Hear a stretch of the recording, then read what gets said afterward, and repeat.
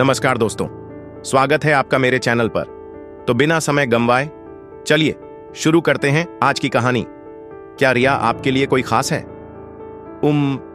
हाँ। अदित्य ने चुपचाप नेहा की ओर देखा और सिर हिलाया। तो फिर मुझे उनकी कृपा प्राप्त करने की कोशिश करनी चाहिए। नहीं, आपको ऐसा करने की जरूरत नहीं। उसके शब्द पूरे होने से पहले ही वह रिया की ओर मुड़ा। मां, मुझे खेद है, लेकिन शायद मैं शादी से पहले आपसे किए गए वादे पूरे नहीं कर पाऊंगा। जब से तुमने सोना शुरू किया मुझे इसका अंदाजा था। रिया ने बिना हिचकिचाहट के उत्तर दिया, जैसे उसे कोई चिंता ना हो। नेहा ने कहा था कि मैं सौम्य और शिष्ट हूं। हां, तुम थे, रिया ने नेहा की ओर देखकर मुस्कुराते हुए कहा। नेहा समझ गई कि उन्होंने अंदाजा लगा लिया है कि उसने अदित्य को कैसे भ्रमित किया होगा।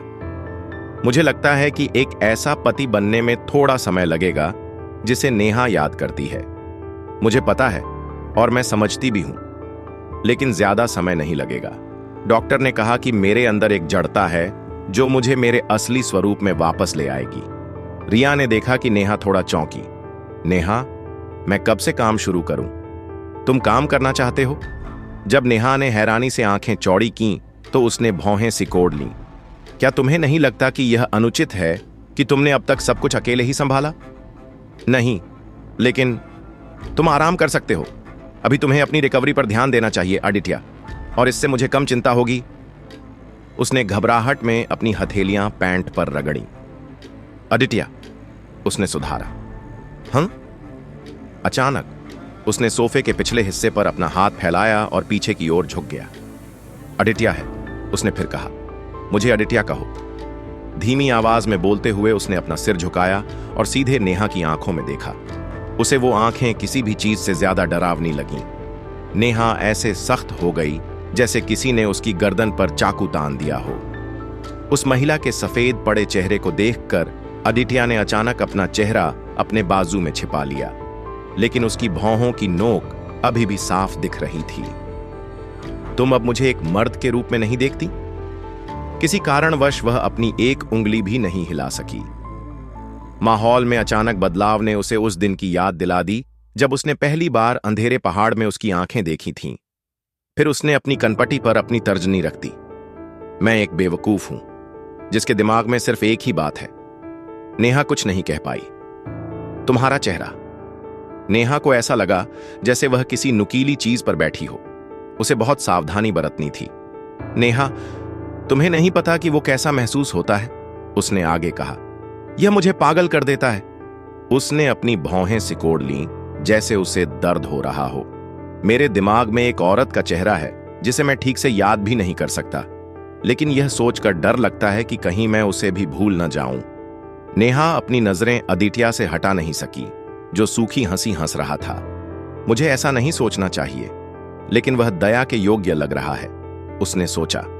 अगर ऐसा हुआ तो मैं एक बुरा पति बनना चाहूंगा। उसने अपना हाथ बढ़ाया और धीरे से नेहा के गाल को छुआ। उसका दिल डर से तेज धड़कने लगा। उसकी उंगलियां ठंडी थीं और उसे डर था कि कहीं उसके हाथ में कोई धागा या सिरिंज न हो। उसका दिल ऐसे धड़क रहा था जैसे उसने 100 मीटर दौड़ पूरी की हो। नेहा को अकड़ा हुआ देखकर रिया ने धीरे से बड़बड़ाया, यह कोई आम आदमी नहीं है। रिया ने अपना मोबाइल निकाला और किसी का नंबर खोजने लगी। सबसे पहले मुझे यह पता करना चाहिए कि अदित्य है कौन। उस रात नेहा पहली मंजिल पर अकेली थी। काम का बहाना बनाकर वहीं रुक गई। मैं आज उस आदमी के साथ नहीं सोऊंगी, चाहे कुछ भी हो। वह दूसरी मंजिल का दरवाजा हमेशा के लिए बंद और ताला लगाना चाहती थी, लेकिन ताला पहले ही टूट चुका था, खुद अदित्य के हाथों। जब उसने हल्के से खुला हुआ दरवाजा झांका तो देखा कि वह आदमी पुशअप्स कर रहा था। उसका ऊपरी शरीर नंगा और पसीने से भीगा हुआ था और उसकी डीली पैंट उसके निचले शरीर को ढक रही थी। वह बिना हाफे लगातार व्यायाम कर रहा था। मजबूत पीठ, घुमावदार मिडलाइन, उभरी हुई नसें और स्थिर गति उसकी रिकवरी चौंकाने वाली थी। नेहा को उस व्यक्ति में बहुत अंतर दिखा जो कभी अचेत अवस्था में था और जो अब एक ताकतवर पुरुष बन चुका था। मुझे पौधों के बीच आराम मिलता है, जानवरों के बीच नहीं। घड़ी ने टन टन किया और नेहा को वर्तमान में वापस खींच लिया। वह अपने कमरे में गई और दरवाजा बंद कर लिया। उसकी सांसें उखड़ी हुई थीं। उसे अपने सिर के पिछले हिस्से में चुभन सी महसूस हो रही थी। सूर्यास्त के बाद से उसके दिमाग में बस एक ही बात थी, अदित्य के साथ रात बिताने से कैसे बचूं। कुछ सेकंड बाद दरवाजे पर दस्तक हुई। नेहा, आदित्य की आवाज आई। उसने दरवाजे के नीचे गिरी हुई पेंट के नीचे से उसके पैरों की परछाई देखी। यह पहली बार था जब वह पुराने दरवाजे को लेकर इतनी चिंतित थी, जो ठीक से बंद भी नहीं होता था। नेहा ने कंबल ओढ़ लिया और आवाज को अनसुना करने की कोशिश की। बस चले जाओ, वह बार बार सोच रही थी। लेकिन बचपन से ही उस पर कभी दया नहीं की गई थी। उसकी प्रार्थनाएं कभी स्वीकार नहीं हुई। दरवाजे का हैंडल जोर से हिला, जैसे गिरने ही वाला हो। नेहा ने होंठ भींच लिए और सोने का नाटक करने लगी। नेहा, दरवाजा खोलो। उसकी आवाज की बेरुखी ने उसे कांपने पर मजबूर कर दिया। उसे लगा कि अगर वह उस आदमी की आंखें देख पाती तो शायद कम डर लगता, लेकिन उसकी धीमी आवाज ही उसे डरा देने के लिए काफी थी। एक गहरा सन्नाटा छा गया। कितने मिनट बीत गए होंगे, नेहा ने सोचा। फिर उसने लकड़ी की जमीन पर उसकी चुपचाप जाती आवाज सुनी। नेहा ने अपने ऊपर पड़ा कंबल फेंका और चुपचाप बिस्तर से उतरी। जब उसने देखा कि वह दरवाजे से हट गया है तो उसे कुछ राहत मिली। एक औरत जो खुद को उसकी पत्नी बताती है, अपने पति से बच रही है। इस स्थिति के बारे में वह क्या सोचेगा? जैसे ही घड़ी बजी, उसका शरीर खुद ब खुद हिल गया, सोचने से पहले ही। नेहा ने अपना कान दरवाजे के पास ले जाकर लगाया।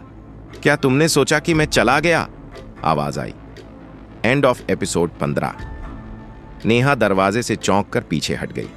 उसने अपना मुंह ढांक लिया और चीखने से खुद को रोका। कहां जा रही हो? पास आओ। जब उसने नीचे देखा तो दरवाजे के नीचे से फिर से उसके पैरों की परछाई दिखने लगी। शायद आदित्य भी नेहा की परछाई देख रहा था, जैसे जैसे वह पीछे हट रही थी। तो फिर अभी जो चरमराहट की आवाज आई थी, वो क्या थी? नेहा ने अपने धड़कते दिल को शांत करने की कोशिश की। दरवाजे के पास आओ, मैं तुम्हारी गंध नहीं ले पा रहा। क्या? तुम्हें पता नहीं था? तुम्हारी खुशबू गीली घास जैसी है। धड़ाम, दरवाजा जोर से हिला। नेहा घबराकर पीछे हट गई। बल्ब की रोशनी झिलमिलाने लगी। उसकी हथेलियां पसीने से भीग गईं। मैं तुम्हारे बिना यह भी नहीं जानता कि मैं कौन हूं। आदित्य ने दरवाजे से माथा टिकाते हुए धीमे स्वर में कहा। मेरे हाथ और पैर मेरे शरीर से जुड़े हैं, लेकिन मुझे यह भी महसूस नहीं होता कि मैं जिंदा हूं या नहीं। उसे दरवाजे पर खरोंचने की आवाज सुनाई दी और उसे एहसास हुआ कि वह आवाज उसके नाखूनों की थी।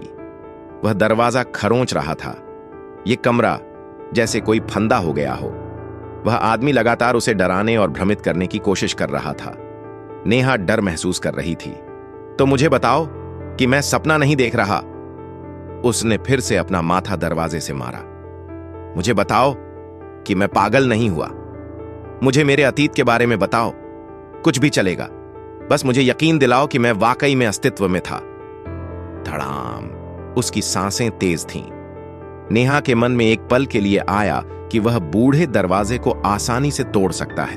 वह डर के मारे जड़ हो गई थी, लेकिन उसने दरवाजा नहीं तोड़ा। वह बस उसे खरोंचता और मारता रहा। उसकी रीढ़ के नीचे से ठंडा पसीना बहने लगा। दयालु, सौम्य, शिष्ट, ये सब बातें नेहा ने अपनी जान बचाने के लिए आदित्य से कही थीं। सच उसके सामने था। वह ऐसा बिल्कुल नहीं था। नेहा को बस इस बात की राहत थी कि उसका झूठ काम कर गया। आदित्य! उसकी आवाज सुनकर धातु का दरवाजे का हैंडल फिर से हिलने लगा। उसने अपने हाथ जोड़े और गहरी सांस ली। मैंने अभी अभी नहाया है, इसलिए मैंने कुछ नहीं पहना हुआ है, उसने कहा। उसे खुद पर शक हुआ कि क्या वह झूठ मानेगा। मेरी आंखों में शैम्पू चला गया है। क्या हम बाद में बात कर सकते हैं? अभी सही समय नहीं है। एक पल को पूर्ण सन्नाटा छा गया। दरवाजे को जोर जोर से हिलाने वाले व्यक्ति ने सब कुछ रोक दिया था। वह एक पल में ही बदल गया। ठीक है, भारी गूंजती आवाज सुनाई दी। शुभ रात्रि। ये वही शब्द थे जिन्हें नेहा बहुत दिनों से सुनना चाहती थी, लेकिन फिर भी उसे सुकून नहीं मिला। उसने अब भी ठंडे हाथों को आपस में रगड़ा। दरवाजा बंद रखना याद रखना। उसके शब्द उसकी पिछले हरकतों के बिल्कुल विपरीत थे। नेहा ने बेचैनी में अपने हाथ की बांह खुजाई। छर्रर। आखिरकार आदित्य जा रहा था। जब उसने दरवाजे के नीचे से परछाई को दूर जाते देखा तो उसने अपने कंधों को ढीला करने की कोशिश की। मैं तुम्हें बस पहले ही बता रहा हूं, लेकिन कृपया दूसरी मंजिल पर मत आना। क्या? क्यों? मैं बहुत दिनों बाद नीचे का हिस्सा शेव करने की सोच रहा हूं। नेहा भ्रमित होकर पलकें झपकाने लगी। उसे किसी तरह पता था कि वह मुस्कुरा रहा है। फिर नेहा, बाद में मिलते हैं। वह ऐसे बोल रहा था जैसे जानता हो कि वह नेहा से कुछ समय तक नहीं मिलेगा। नेहा ठीक से सो नहीं पाई। इसके विपरीत आदित्य उस रात के बाद 1 हफ्ते से ज्यादा समय तक उठ नहीं पाया। नेहा ने एक भयानक सपना देखा। वह पसीने से तरबतर जागी। उसकी आंखें फोकस से बाहर थीं और नींद की कमी से लाल थीं। उसे यह भी याद नहीं रहा कि आज कौन सा दिन है, जब तक वह पूरी तरह जाग नहीं गई। आज वो दिन है। दिन शुरू होने से पहले ही उसकी सारी ऊर्जा जैसे बाहर निकल गई हो। Director so. जब उसने अपनी घड़ी देखी तो वह उस समय से बहुत आगे निकल चुकी थी जब वह आमतौर पर काम करती थी। जैसे ही वह जल्दी से बिस्तर से उठी, उसकी नजरों के सामने अंधेरा छा गया। क्या तुम्हें बुखार है? रिया ने पूछा। वह अभी कमरे में आई थी और नेहा को सहारा देकर उठाया। उसने उसकी पेशानी छूकर तापमान महसूस करने की कोशिश की। उसके माथे पर चिंता की लकीरें थीं। हर दिन तुम्हारे लिए इतना उथल पुथल क्यों होता है? रिया ने कहा। आज आराम कर लो, वैसे भी ज्यादा काम नहीं है। नेहा ने भौहें सिकोड़कर रिया के हाथों को हटा दिया और उठ खड़ी हुई। उसने अपने झनझनाते हाथों को मुट्ठियों में भींच लिया ताकि नियंत्रण में रह सके।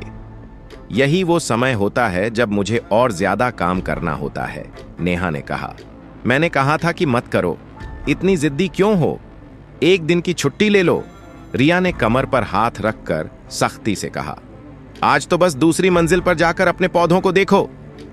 नेहा बाथरूम की ओर मुड़ी। उसने दर्पण में अपनी परछाई देखी और नल चला दिया। आईने में दिख रही औरत दुबली थी। उलझे बालों वाली वह छोटी बच्ची अब कहीं नहीं थी। ऐसा लग रहा था जैसे वह कभी अस्तित्व में थी ही नहीं। मैं गलत पैदा हुई थी। सपने में आई उस लड़की ने बार बार अपनी छोटी उंगलियों से लिखा था, मैं गलत पैदा हुई थी। उसे वह वाक्य बार बार लिखना होता था। A4 पन्नों का वह ढेर छोटी नेहा की लंबाई से भी ऊंचा हो गया था। यह नेहा की रिफ्लेक्शन लेटर थी जो उसे तब तक लिखनी होती थी जब तक वह 17 साल की उम्र में घर छोड़कर नहीं चली गई। लेकिन डायरेक्टर सो, एक बात जो मैं भूल गई थी पूछना, रिया ने कहा। हमारा पौधों जैसा दामाद तो तब से सो रहा है। वो पेशाब कैसे करता है? And of episode 16। नेहा जोर से हंस पड़ी। आज का दिन किसी भी और दिन से अलग नहीं है। हमेशा की तरह सब ठीक हो जाएगा, क्योंकि उसे बहुत पहले ही अपना जन्मदिन भूल जाना आया था। जब रिया ने पहली बार दूसरी मंजिल पर कदम रखा था तो उसने घर को किसी रियल एस्टेट एजेंट की तरह बारीकी से देखा था। साफ सुथरी बनावट और शानदार फर्नीचर देखकर उसने पेन निकालकर बहुत सारा पैसा वाले बॉक्स के आगे टिक कर दिया था। मैंने सुना है कि वह टॉयलेट जाता है, नेहा ने कहा। नींद में? जैसे नींद में चलना? हाँ। हे भगवान, कितना अजीब आदमी है। एक बार नेहा बिना ज्यादा सोचे उसे देखने चली गई, लेकिन जब उसने अंधेरे में आदित्य को खड़ा देखा तो उसका दिल जोर से धड़क उठा।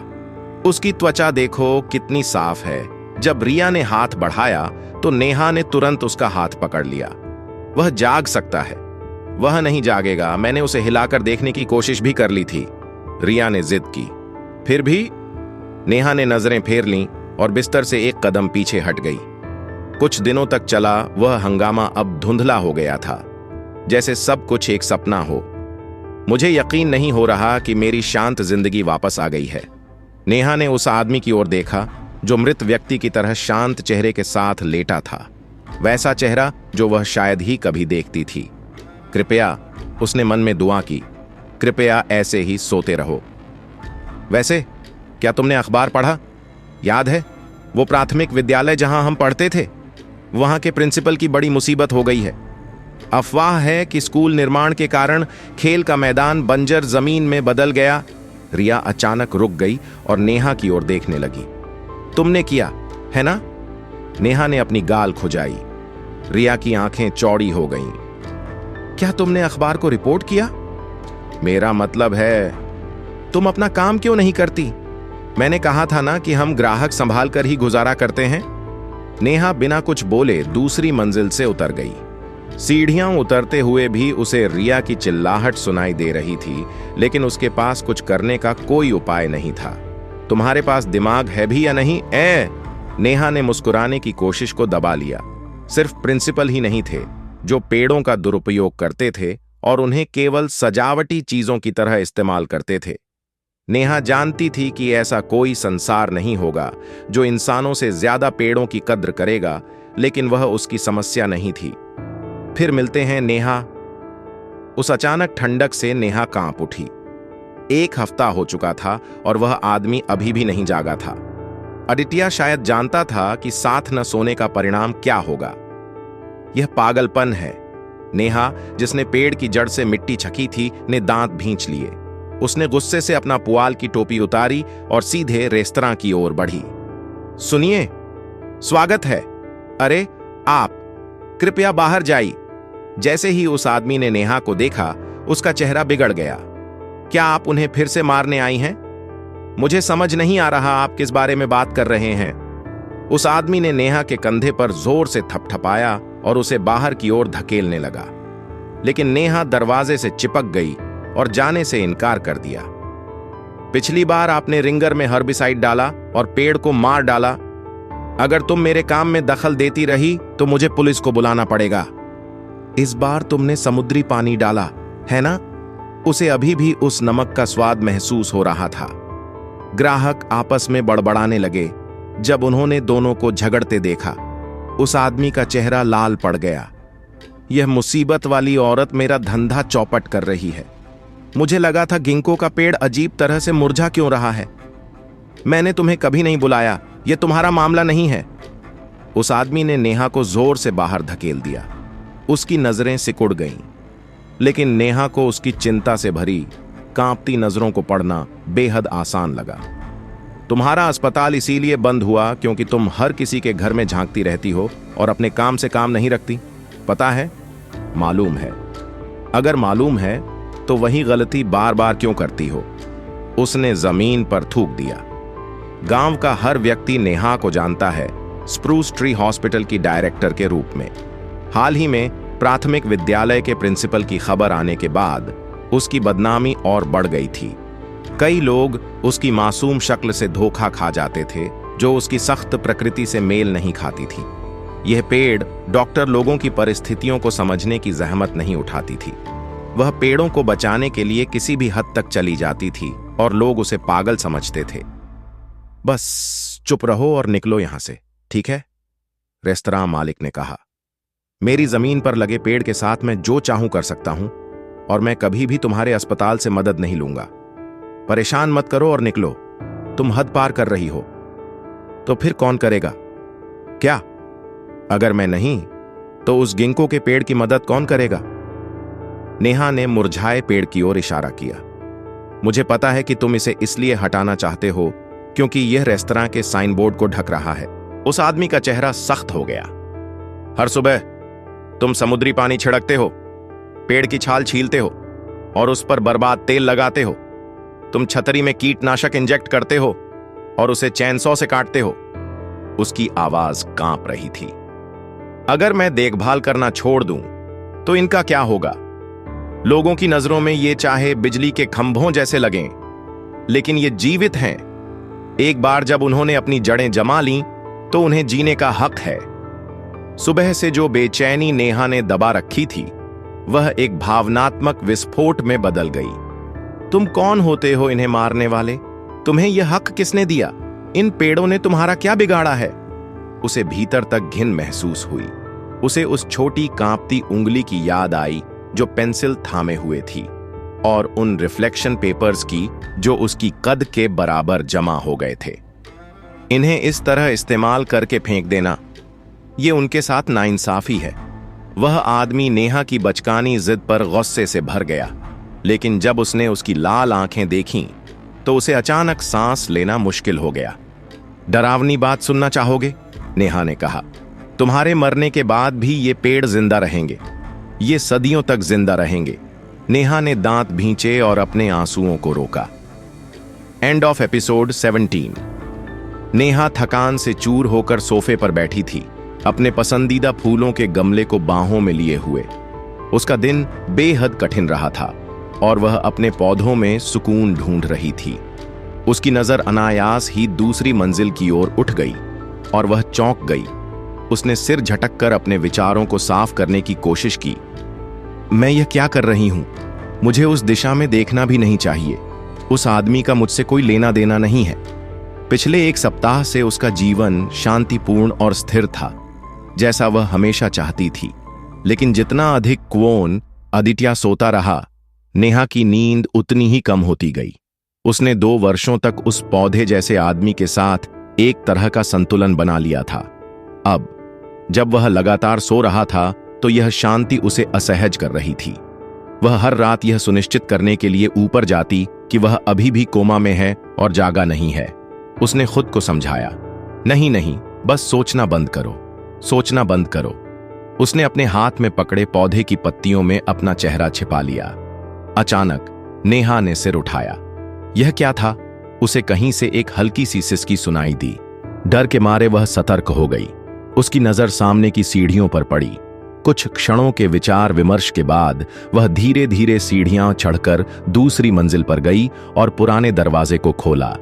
बेडसाइड लैंप की मंद रोशनी में क्वोन आदित्य एकदम स्थिर लेटा हुआ था, मानो कोई मूर्ति हो। लेकिन नेहा को यकीन था कि उसने कुछ सुना था। उसने उसके नाक और मुंह के पास अपनी उंगलियां रखीं और उसकी सांसों की गर्माहट महसूस की। फिर उसने कमरे में चारों ओर देखा। क्वोन आदित्य का मुंह थोड़ा खुला हुआ था और उसकी आंखों के कोनों से मोटे आंसू बह रहे थे। वह नींद में सिसक रहा था। उसके होंठों से निकले शब्द दर्द से भरे थे। नहीं, जाओ, अभी जाओ। नेहा का शरीर जम सा गया। क्या वह कोई बुरा सपना देख रहा है? उसका चेहरा पीड़ा से विकृत हो गया था। वह बड़बड़ा रहा था, मुझे छिपा लो, भूल जाओ। नेहा ने महसूस किया कि वह वास्तव में चिंतित है। वह मुड़ी और नीचे जाने लगी, लेकिन खुद को फिर से उसकी ओर देखने से नहीं रोक पाई। उसने हिचकिचाते हुए उसके आंसू पोंछने के लिए हाथ बढ़ाया। जैसे ही उसका हाथ उसकी गर्म त्वचा से छुआ, उसे एक हल्का झटका लगा। उसने हाथ खींच लिया। लगता है तुम सोना नहीं चाहते, क्वोन आदित्य, नेहा ने कहा, लेकिन मैं नहीं चाहती कि तुम जागो। कृपया। मैं। नेहा ने उसे हमेशा सोते हुए ही देखा था। उसका चेहरा या तो ठंडा होता था या भावहीन। उसे इस तरह उदास और आंसू बहाते देखना अजीब था। उसने अपने पजामा पर हाथ पोंछे। तो तुम इंसान हो वास्तव में। मैं चाहती थी कि तुम न होते, लेकिन अगर तुम कभी नहीं जागे तो मुझे शायद थोड़ा ही अपराध बोध होगा, लेकिन यह बेहतर होगा। नेहा ने अपने बालों में उंगलियां चलाईं। मुझे तुमसे कम सहानुभूति है जितनी सड़क के पेड़ों से होती है। उसने एक लंबी थकी हुई सांस ली और बिस्तर के पास की कुर्सी पर बैठ गई। अपने घुटनों पर ठुड्डी टिकाकर वह बड़बड़ाने लगी। पेड़ स्पष्ट और कोमल होते हैं, जबकि तुम विषैले हो। क्या तुम जानते हो कि ऐसे पौधों को संभालना कितना मुश्किल होता है? मांसाहारी पौधे बहुत डरावने होते हैं। मत रो, नेहा ने फिर से उसके आंसू पोंछते हुए कहा। तुम्हें अपने आंसू खुद पोंछने चाहिए। मैं रो नहीं सकती थी क्योंकि जब भी मैं रोती कोई नहीं सुनता था, नेहा ने उदासी से कहा। केवल पेड़ और हर मौसम में खिलने वाले फूल ही उसकी कहानी सुनते थे। नेहा के लिए जिसके कभी कोई दोस्त नहीं थे, वे ही उसके साथी थे। आज मैंने पेड़ की जड़ के नीचे की मिट्टी का स्वाद चखा। यह बहुत नमकीन थी, लेकिन ऐसा नहीं होना चाहिए था। उसने जारी रखा। क्या तुम्हारे आंसू भी ऐसे ही हैं? यह नेहा का निर्णय था कि वह क्वोन आदित्य को उसके बुरे सपने से बाहर निकाले या उसे वैसे ही छोड़ दे। वह उसकी ओर झुकी और उसके कान में फुसफुसाई, किसने तुम पर समुद्री पानी डाला? आदमी ने कोई जवाब नहीं दिया, लेकिन उसने भौहें सिकोड़ लीं। उसकी नाक सिकुड़ गई। क्वोन आदित्य हांफता और कराहता रहा। आज तुम उस गिंको पेड़ की तरह लग रहे हो जिसे मैंने सुशी रेस्तरां में देखा था, नेहा ने बड़बड़ाया। कभी कभी आप खुद को धोखा देते हैं और गलत निर्णय लेते हैं, भले ही आप जानते हैं कि यह खतरनाक हो सकता है। नेहा ने खुद को याद दिलाया कि आज उसका पूरा दिन खराब रहा था और वह रोना चाहती थी। उसने मन बना लिया और आदमी के बगल में लेट गई। And of episode 18। एक तीव्र आवाज ने उसके कानों तक दस्तक दी। अडिटिया ने पलकें झपकाईं और तेज धूप से बचने के लिए अपने हाथों को सामने उठाया, लेकिन इससे पहले कि वह कुछ कर पाता, उसके हाथ की पीठ किसी व्यक्ति से टकरा गई। उसने हैरानी से करवट ली। नेहा उसके बगल में सो रही थी, उसकी बाहों से चिपकी हुई। अडिटिया सख्त हो गया। वह जो कुछ कहने वाला था उसे भूल गया। ऐसा लगा जैसे उसकी नींद पूरी तरह से उड़ गई हो, मानो किसी ने उसके सिर पर बर्फ का पानी डाल दिया हो। उसे धुंधला सा याद आया कि उसने कोई दर्दनाक सपना देखा था, लेकिन नेहा को देखकर वह सब गायब हो गया। लगता है इस आदमी का नाम अदित्य है और वह जन्म से ही मूर्ख है। उसके स्पर्श से मेरा दिमाग सुन्न हो जाता है। नेहा, मेरी पत्नी, एक वृक्ष चिकित्सक, एक दुर्घटना। अडिटिया ने अपने बगल में लेटी महिला की ओर देखा और अपने मन में आए कुछ विचारों पर विचार किया। उसने जो कुछ भी सुना और पाया था वह कुछ खास नहीं था। उसने चिढ़ते हुए अपनी जीभ चटकाई। उसे याद आया कि जब वह पहली बार होश में आया था तो उसकी याददाश्त में केवल उसका चेहरा था। उसे अब भी याद था कि जब वह उसके पास होता था तो गीली घास और मिट्टी की अजीब सी गंध उसकी नाक को गुदगुदी करती थी।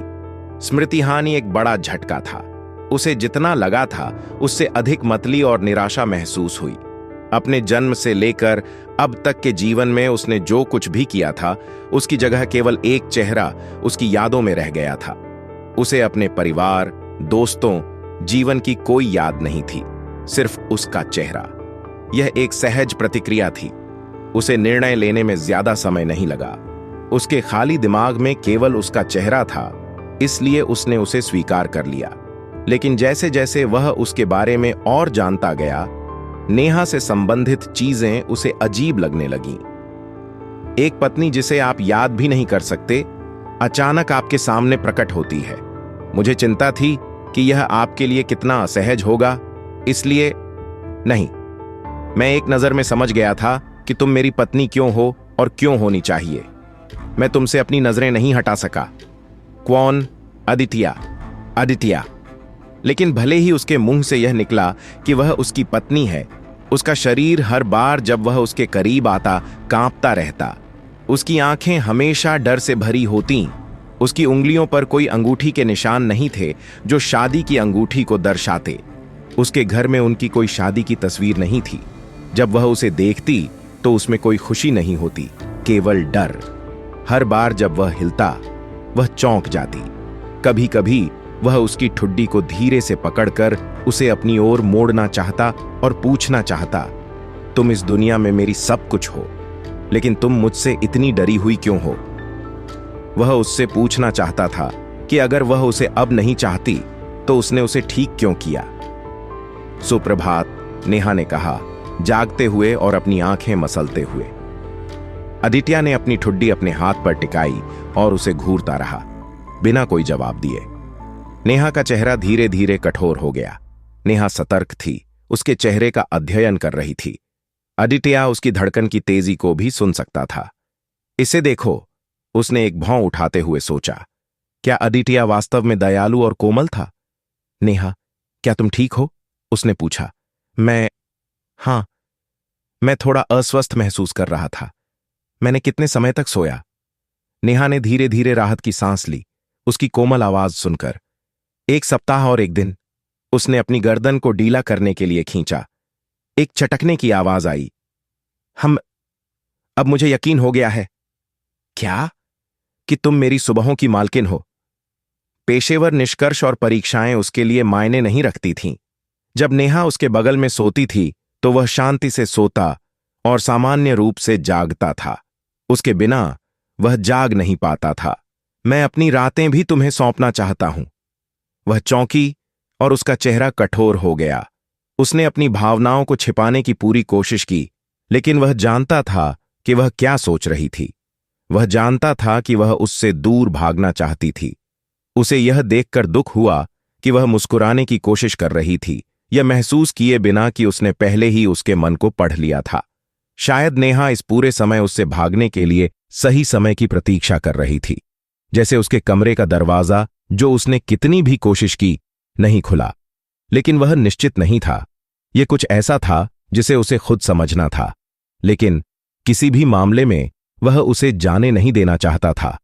कौन सा मूर्ख अपनी एकमात्र याद को जाने देगा। वह उसकी इस दुनिया में सब कुछ थी और अदित्य उसके लिए कुछ भी बनने को तैयार था। वह वही दयालु और कोमल पति बन जाएगा जिसकी वह चाहती थी। अगर वह यही चाहती है, वह उसे आरामदायक बनाने के लिए कुछ भी करेगा, ताकि वह सब कुछ स्वीकार कर सके जो हो सकता है। नेहा का उससे भागना और अदित्य का उसे रोकना। कोई नहीं जानता कि कौन बेहतर करेगा। नेहा, आज से मेरे साथ सो। जिस तरह से उसने उसकी नजरें चुराईं। अदित्य ने अपनी नजरें नीचे की और देखा कि उसकी आस्तीनें गीली थीं। आह, अब मैं समझता हूं कि मेरी आंखें क्यों जल रही हैं। उसने अपने सीने में एक गर्माहट महसूस की। उसने अपनी मुस्कान छिपाने के लिए अपने चेहरे को अपने हाथों से ढक लिया। And of episode 19। अदित्य, क्या आज तुम्हारे लिए आराम करना बेहतर नहीं होगा?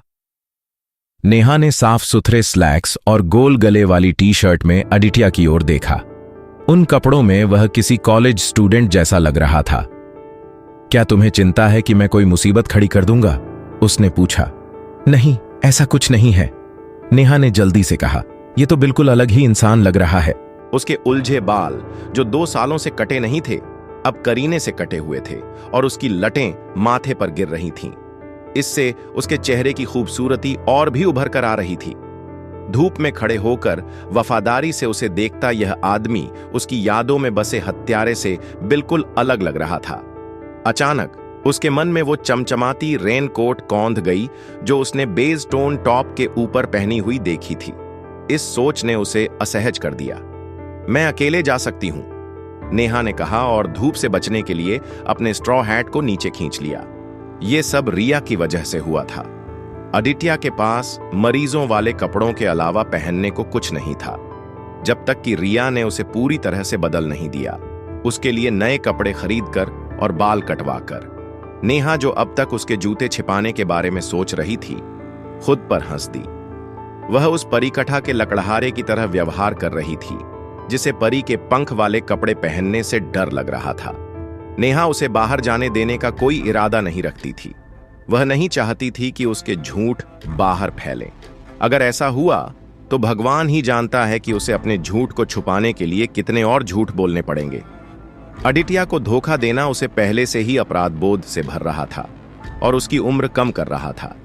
वह चाहती थी कि वह अंदर ही रहे और पुनर्वास पर ध्यान दे, लेकिन सच्चाई यह थी कि उसकी रिकवरी बहुत शानदार थी। अब उसे क्या बहाना बनाना चाहिए ताकि वह उसे फॉलो न करे? नेहा, क्या तुम सच में ऐसे ही बाहर जा रही हो? रिया ने नेहा के कपड़ों को शक की निगाह से देखा। कीचड़ से सने सफेद स्नीकर्स, एक बहुत बड़ा ग्रे सूट और एक घिसा पिटा स्ट्रॉ हैट। यही है हमारी हॉस्पिटल की शान? उसने पूछा। यही है, नेहा ने गर्व से कहा और फाइल आगे बढ़ाई जिसमें इलाज की रिपोर्ट थी। भले ही वह खुद बेतरतीब दिखती हो और एक साधारण सी क्लिनिक में काम करती हो, लेकिन इसका मतलब यह नहीं था कि वह अपने काम में माहिर नहीं थी। उसके देखभाल में कभी कोई पेड़ नहीं मरा था, यही उसका गर्व था। इसीलिए तुम्हें उसे साथ ले जाना चाहिए। रिया ने उसके पीछे खड़े आदमी की ओर इशारा किया। अब से सोचो कि वह हमारी हॉस्पिटल का चेहरा है। अगर तुम ऐसा आदमी साथ लेकर जाओगी तो सब महिलाएं प्रभावित होंगी। क्या पता लोग हमारे इलाज को भी फूल उगाने वाला समझने लगे। तुम क्या बकवास कर रही हो? नेहा की आंखें फैल गईं और चेहरा लाल हो गया। उसने अनाड़ी तरीके से अपने कपड़ों को ठीक करने का नाटक किया। आज डेली फॉरेस्ट सर्विस और सिटी पार्क ऑफिस द्वारा प्रमोट किए जा रहे ब्यूटीफुल वाइडो प्रोजेक्ट की बिडिंग ब्रीफिंग सेशन था। तीनों विभागों के सभी अधिकारी वहां मौजूद होंगे। आदित्य, नेहा ने अपनी कमर पर हाथ रखा और गहरी सांस ली। वह जमीन की ओर देख रही थी, बोलने में हिचकिचा रही थी। फिर उसने सिर उठाया और उसकी आंखों में देखा। बाहर बाहर बहुत खतरा है। रिया के चेहरे पर यह क्या बेहुदा बात है जैसा भाव आ गया। खास तौर पर तुम्हारे लिए आदित्य, नेहा ने कहा। क्यों? क्योंकि अगर वह ज्यादा बाहरी उत्तेजना के संपर्क में आया तो उसकी याददाश्त वापस आ सकती थी, लेकिन उसने यह बात जोर से नहीं कही। आदित्य चुपचाप इंतजार करता रहा, क्योंकि वह देख सकता था कि वह कोई तर्कपूर्ण बहाना सोच रही है। नेहा, क्या तुम मुझसे कुछ छिपा रही हो? उसने अचानक पूछा। नहीं, उसने जल्दी से कहा। आदित्य के चेहरे पर एक अजीब सा भाव उभरा। नेहा को एहसास हुआ कि इस छोटी सी दरार को तुरंत भरना होगा। क्योंकि तुम बहुत हैंडसम हो, वह बिना सोचे समझे बोल पड़ी। मैं जहां जा रही हूं वहां सिर्फ बूढ़े लोग होते हैं। तुम्हारे जैसे युवा और अच्छे इंसान को नहीं पता कि बूढ़े लोगों की जलन कितनी खतरनाक हो सकती है। नेहा ने पसीना पोंछा, जैसे उसने कोई बड़ा मिशन पूरा कर लिया हो। क्या मैं इतना सुंदर हूं कि तुम मुझे छिपाना चाहती हो? क्या? आदित्य ने अजीब से भाव के साथ अपना कान खुजलाया। यह कहना मुश्किल था कि वह मुस्कुरा रहा था या नाराज था। उसने अपने कान की लोब को इतनी जोर से खींचा और मोड़ा कि उसकी त्वचा लाल हो गई।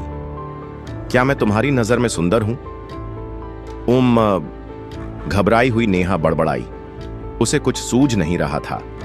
कुछ देर की चुप्पी के बाद उसने अपना इरादा जितना हो सके उतना स्पष्ट रूप से व्यक्त करने की कोशिश की। मैं बस चाहती हूं कि तुम घर पर ही रहो। क्या इसलिए कि तुम नहीं चाहती कि मुझे कोई और देखे? जितना वह टालती गई उतना ही वह फंसती गई। नेहा ने रिया की तरफ मदद के लिए देखा, लेकिन वह दूर खड़ी उसकी हालत पर हंसी रोक नहीं पा रही थी। अब कोई चारा नहीं था। उसे किसी भी तरह से उसे समझाना था, बहलाना था, राजी करना था, ताकि वह घर पर ही रहे। हम नवविवाहित हैं। क्योंकि तुम्हारा समय एक दुर्घटना की वजह से रुक गया था, इसलिए हम अब भी नवविवाहित हैं। तो जाहिर है कि मैं चाहती हूं कि सिर्फ मैं ही तुम्हें देखूं। आदित्य ने हल्की मुस्कान दी, जैसे उसे यह जवाब पसंद आया हो। तो फिर तुम्हें भी बाहर नहीं जाना चाहिए। क्या? क्योंकि मैं तुमसे एक पल के लिए भी दूर नहीं रहना चाहता। नेहा ने जवाब देने के लिए कोई तर्क ढूंढने की कोशिश की। मैं शांत रहूंगा, उसने आगे कहा। बस मुझे अपना पसंदीदा फूलदान समझ लेना और साथ ले चलो। नेहा ने उसकी पैनी नजरों से घबराने की कोशिश नहीं की। उसकी आवाज भले ही कोमल थी, लेकिन उसकी आंखें जिद्दी और गहरी थीं। अगर वह मना करती तो वह इस पर शक करता कि वह उसे दुनिया से अलग रखने की कोशिश कर रही है। उसने आखिरी बार मीठे शब्दों का सहारा लिया। क्या तुम पक्के हो? तुम अभी भी मरीज हो। मुझे पता है कि तुम्हारी रिकवरी तेज है, लेकिन सच कहूं तो मैं तुम्हें ऐसे जटिल जगह पर नहीं ले जाना चाहती, खासकर जब तुम्हें कुछ याद नहीं है।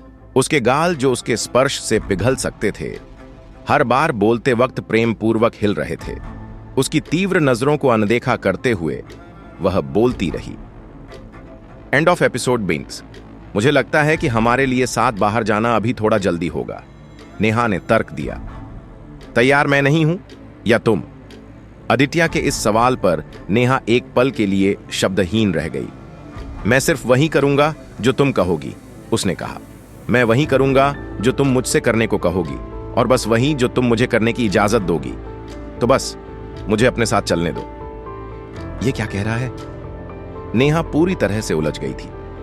ऐसा लग रहा था मानो सारा नियंत्रण उसी के पास हो। उसे अचानक याद आया कि आदित्य असल में कैसा इंसान था। शायद वह एक झूठी और धोखेबाज थी, लेकिन वह आज्ञाकारी हत्यारा था।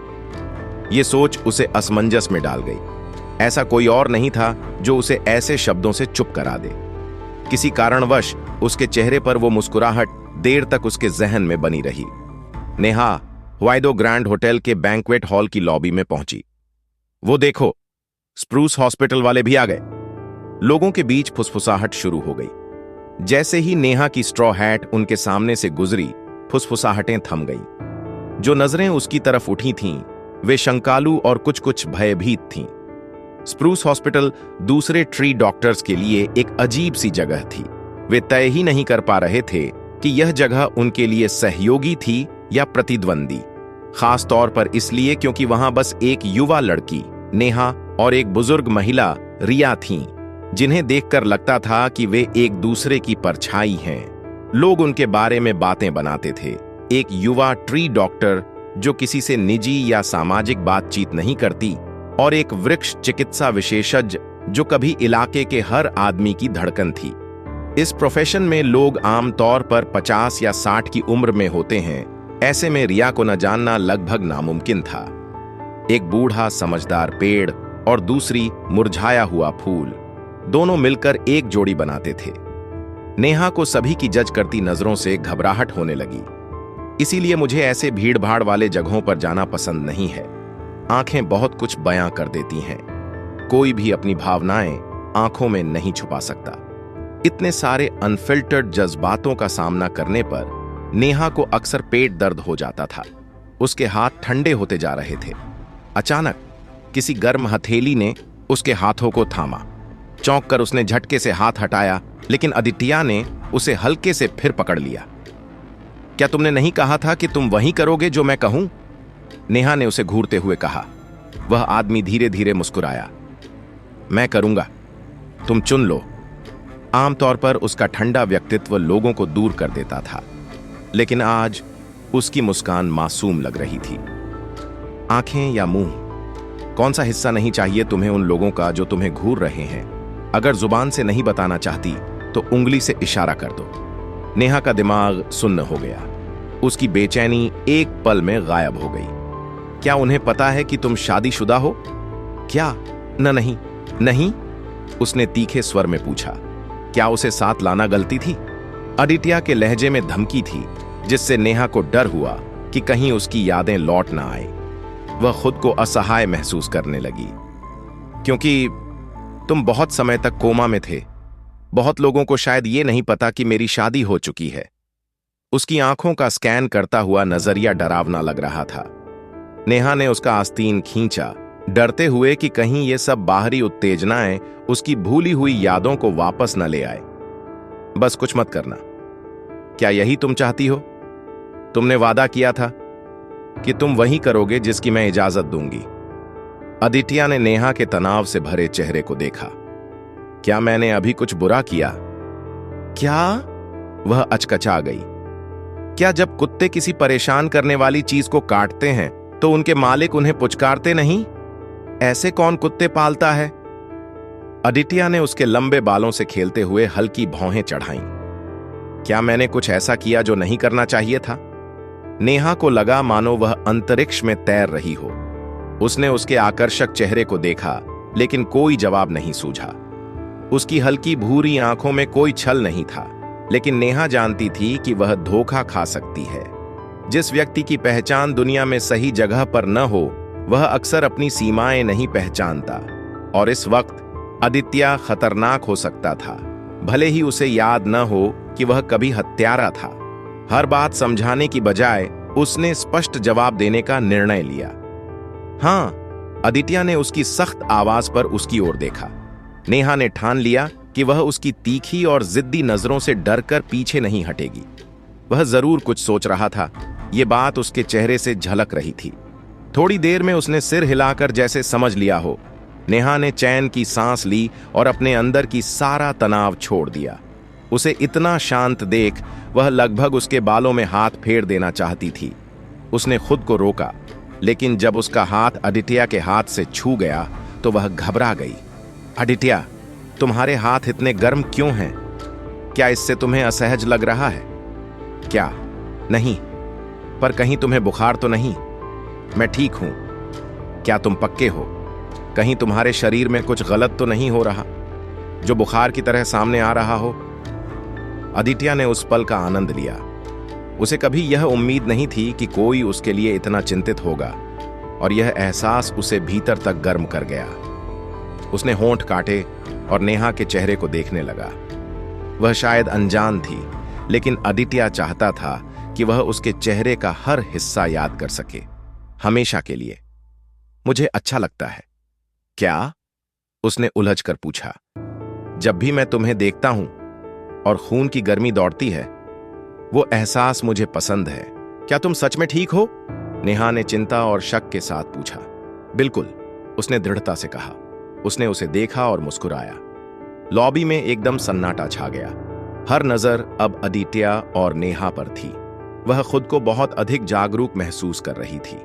लंबा गठीला शरीर, करीने से कटे बाल, जिससे उसकी तीखी नाक और उभरी हुई भौहें और भी साफ दिख रही थीं।